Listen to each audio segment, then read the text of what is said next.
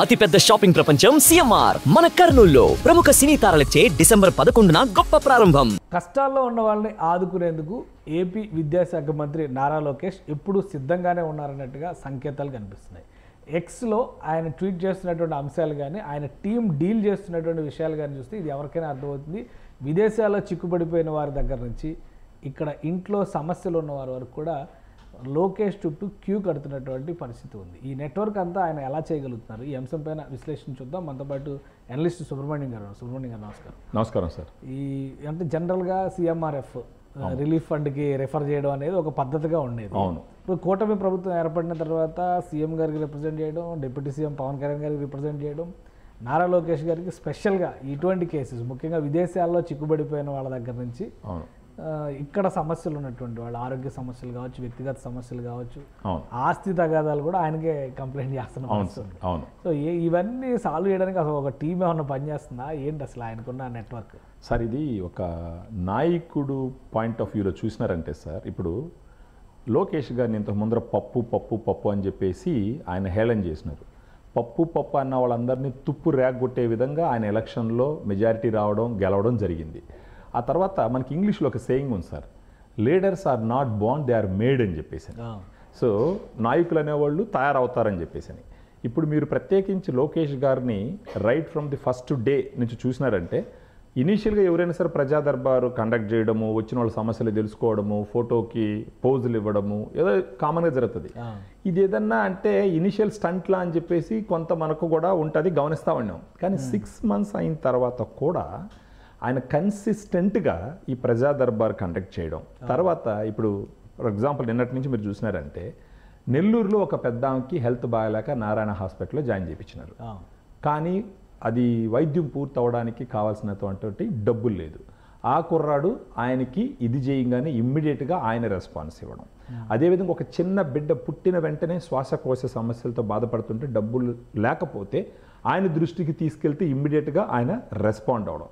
అదేవిధంగా అమరావతికి సంబంధించి ఒక వితంతు మహిళ, ఆమెకి ఏదో ట్రీట్మెంట్ చేస్తూ ఉంటే డబ్బులు చాలనటువంటి పరిస్థితుల్లో ఆమెకి ఆయన రెస్పాన్స్ ఇవ్వడం, నేను ఉండాను చూసుకుంటాను నా టీం ఉందని చెప్పేసి. అదేవిధంగా కోనసీమ జిల్లా నుంచి దుబాయ్కి పోయి అక్కడ కొన్ని కారణాల చేత ఇరుక్కుపోయినటువంటి వాళ్ళు ఆయనకి రీచ్ అయితే వాళ్ళకి ఒక భరోసా ఇవ్వడం. అదేవిధంగా అనకాపల్లి జిల్లాలో ఒక ఇంతకు ముందర ఉన్నటువంటి వైఎస్ఆర్సీపీ వాళ్ళు ఇంకా కూడా భూ ఆక్రమణ చేస్తున్నారు, దౌర్జన్యాలు చేస్తున్నారు అని అంటే ఇమ్మీడియట్గా వాళ్ళకి రెస్పాండ్ ఇవ్వడం. ఒక దంపతులు తిరుమలకి వెళ్ళి ఇంతకు ముందర ఉన్నటువంటి దాంతో పోలిస్తే ఇప్పుడు పరిస్థితులు చాలా మారినాయి అని అంటే వాళ్ళకి రెస్పాన్స్ ఇవ్వడం. అంటే దీన్ని బట్టి ఏంటేనంటే, ఇప్పుడు మీరు చూసినారంటే సార్, ప్రజలకి ఎంతో కొంత మేలు చేయాలన్నది చిత్తశుద్ధి ఉండాలి అన్న మాత్రం మనకు అర్థమవుతుంది. అంటే కన్సిస్టెన్సీ చెప్తుంది. 4 రోజులు చేసేసి వదిలికుంటా. వీటితో పాటు ఆయన సైలెంట్గా ఉన్నారా? లేదు. ఇంతకు ముందర అమెరికాకు పోయి ఎంతోమంది కంపెనీల సీఈఓలతో కలిపి వాళ్ళందరినీ పర్సువేట్ చేయాలనుకున్నటువంటి ఒక ఆలోచన విధానం. రీసెంట్గా టీచర్స్ పేరెంట్స్ ఒక ఇది చేసి అక్కడికి వెళ్ళి స్టూడెంట్స్తో కూర్చొని వాళ్ళ నాన్న ఆయన పక్కన కూర్చొని భోంచేసి భోజనం అయిన తర్వాత వాళ్ళ నాన్న ప్లేట్ ఇతను ఎత్తుకొని పోతున్నటువంటి నేపథ్యం. ఇది అంతా బిహేవియర్ చూస్తే యాక్షన్ అయితే దొరికిపోతారు సార్, ఏదో ఒక సమయంలో దొరికిపోతారు. సో సమ్వేర్ ఏంటంటే ఆయన ఒరిజినల్ క్యారెక్టర్ ఇప్పుడు బయటకు వస్తుందని మనం అనుకోవాలి యాక్చువల్గా.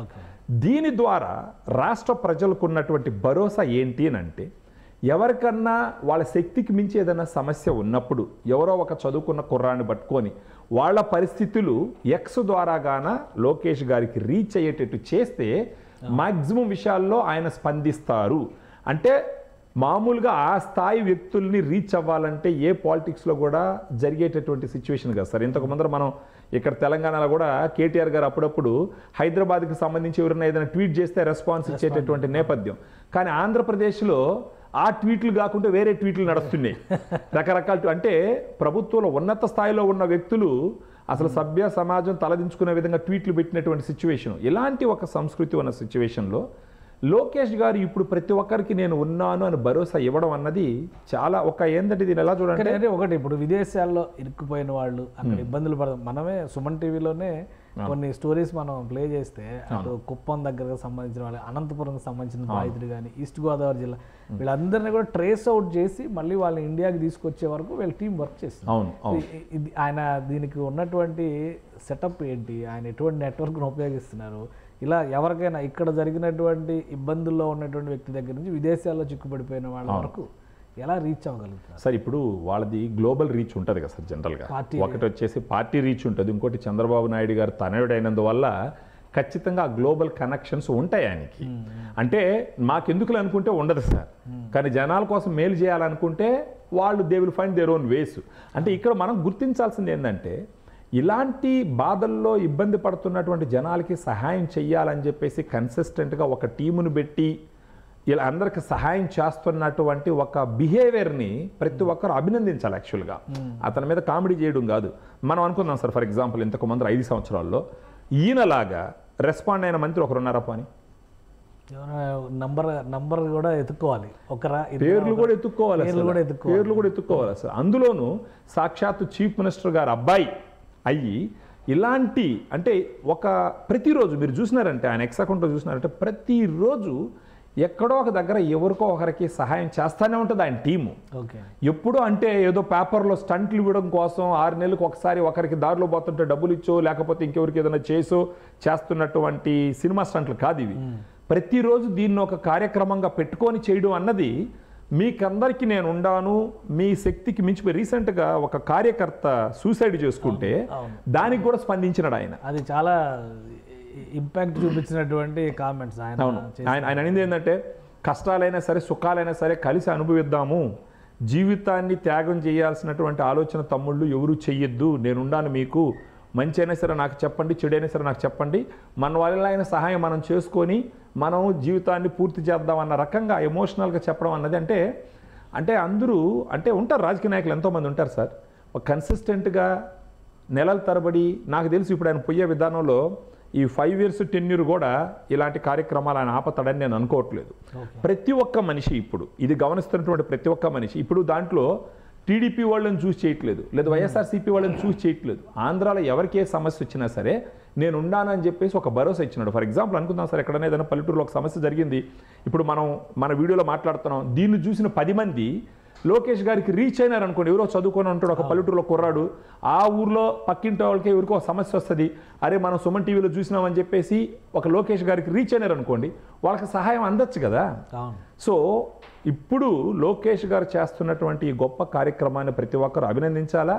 ప్రతి ఒక్కరు సమస్యలు ఉన్నటువంటి ప్రతి ఒక్కరూ దీన్ని వాడుకొని వాళ్ళ కష్టాల్లోంచి బయటపడాలా అన్న పాయింట్ మాత్రం చాలా స్ట్రాంగ్ గా. ఆత్మహత్య చేసుకునే లాంటి సమస్యలు ఉన్నా కూడా సార్ చాలా ఆప్షన్స్ ఉన్నాయి. చిన్న ఎగ్జాంపుల్ చెప్తాను సార్.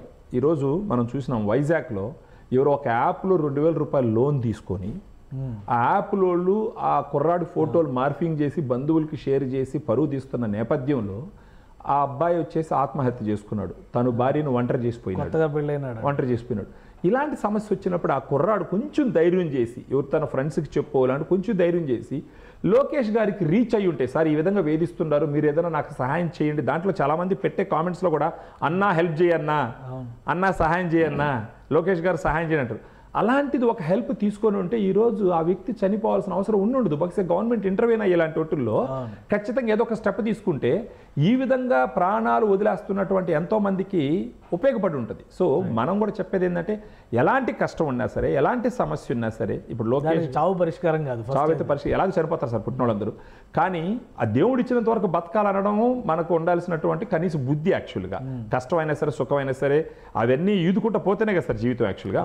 సో ఇప్పుడు ఎవరు కూడా ఎలాంటి కష్టం వచ్చినా సరే, మన వీడియో చూస్తున్న వాళ్ళైనా సరే, ఎలాంటి కష్టం వచ్చినా సరే లోకేష్ అన్న ఒకరు ఉండారు అని చెప్పేసి ఆయనకి రీచ్ అయితే వాళ్ళ అదృష్టం. ఒకసారి ట్యాగ్ చేసినారు కాలేదు, 2వ పంపించు, 3వ పంపించు, 4వ పంపించు, ఏదో ఒక సమయంలో వాళ్ళ టీం చూస్తుంది, ఆయన దృష్టిలో పడుతుంది, అప్పుడు ఆయన సహాయం చేస్తే ఒక కుటుంబం బాగుపడుతుంది కదా. సో ప్రజా జీవితంలో వాళ్ళు వచ్చింది ప్రజల యొక్క జీవితాన్ని మెరుగుపరచడానికే కదా, వాళ్ళకి ఎలాంటి కష్టాలు ఉన్నాయి. సో రాజుకు చెప్పుకోకపోతే ఇంకెవరికి చెప్పుకుంటాం మనకున్న కష్టాలు యాక్చువల్గా. సో ఎవరికి ఏ సమస్య ఉన్నా సరే లోకేష్ గారు ఇప్పుడు ఎంతో గొప్ప మనసుతో ఈ కార్యక్రమాలు చేస్తున్నాడు కాబట్టి చదువుకున్న వాళ్ళు, చదువుకోని వాళ్ళు ఏదైనా అప్పుల బాధతో కష్టపడుతున్నా సరే, ఫర్ ఎగ్జాంపుల్ మితిమించి అప్పులు చేసేసి ఇబ్బంది పడుతున్నా సరే, ఒకవేళ శరణు కోరితే ఏదో ఒక మార్గం ఉంటుంది కదా దానికి. గవర్నమెంట్ పరంగా వాళ్ళతో మాట్లాడడం ఏదో ఒక రకంగా ఉంటుంది కదా. ప్రాణం తీసుకోవడం పరిష్కారం కాదు సార్, యాక్చువల్గా కాదు. ఇంకొకటి అసలు ఇప్పుడు ఈ యాక్టివిటీస్ అన్ని తీసుకొచ్చేటువంటి క్రమంలో ప్రభుత్వ పక్షాన్ని చేసేటువంటి హెల్ప్ ఒకవైపు చేస్తున్నారు, ఇంకోవైపు పార్టీ పరంగా చేస్తున్నారు, వ్యక్తిగతంగా కూడా కొంతమందిని చదివించడానికి కానీ వాళ్ళకి డొనేషన్స్ లాగా ఇవ్వడం కానీ ఈ కార్యక్రమాలన్నీ చేయడానికి ఉన్నటువంటి యంత్రాంగాన్ని ఏ విధంగా సెటప్ చేసుకుని ఉంటారు, పార్టీ పరమైనటువంటి నిర్మాణాన్ని ఆయన కొనసాగిస్తున్నారు. అది ఖచ్చితంగా కూడా పార్టీ పరంగా ఉంటుంది సార్. బహుశా ఇప్పుడు దీంట్లో అవసరమైతే ప్రభుత్వ పరంగా కూడా జనాలు పెట్టుకొని చేయడం మంచిది సార్. యాక్చువల్గా దేనికో మీరు సోషల్ మీడియాలో తప్పుడు మాటలు రాయండి అని చెప్పేసి ప్రజల డబ్బులు జీతాలకు ఇచ్చేటటువంటి నేపథ్యం ఉన్న మనకు ఇప్పుడు ప్రజల పన్నులతో తీసుకొచ్చినటువంటి డబ్బులు జీతాలుగా ఇచ్చి కొంతమందిని పెట్టి ఇబ్బంది పడుతున్న వాళ్ళకి సహాయం చేయండి, వాళ్ళని గుర్తించండి, వాళ్ళని దృష్టికి తీసుకురండి అని చెప్పడం తప్పైతే కాదు సార్. యాక్చువల్గా ఒక నెట్వర్క్ అయితే ఉంది ఆయనకి. ఆ నెట్వర్క్ అది ప్రభుత్వ పరంగా ఉందా లేకపోతే వాళ్ళ పార్టీ పరంగా ఉండదా అన్నది ఎటుచ్చి జనాలకి సొల్యూషన్ అయితే రావాలి, జనాలకి మేలు చేస్తున్నారు దాన్ని చూడాలి. ఈవెన్ ఒకవేళ ప్రభుత్వ పరంగా డబ్బులు ఇచ్చి పెట్టినప్పటికీ ఒక జీవితాన్ని కాపాడండి సార్. మొన్న పుష్ప థియేటర్ దగ్గర పోయి ఒక అమ్మ చనిపోయింది, 2 బిడ్డలు అనాథరైనారు, ఒక భర్త అనాథైనాడు. జీవితం లాస్ అంటే లాసే కదా సార్. ఏ మూల ఏ ఒక్కరిని కాపాడినా సరే ఆ రోజు ఈయన లోకేష్ గారు గుండె మీద చేసుకొని మనస్ఫూర్తిగా పడుకొని నిద్రపోయేటటువంటి ఈ పదవులు వస్తుంటాయి పోతుంటాయి, డబ్బులు సంపాదిస్తుంటారు పోతుంటారు. ఒక మనిషిని కాపాడడం అన్నది, కష్టాల్లో ఉన్న మనిషిని గట్టెక్కించి వాడి జీవితంలో వెలుగులు నింపడం అన్నది సాక్షాత్తు దేవుడు చేసేటటువంటి కార్యక్రమాలు అయ్యి.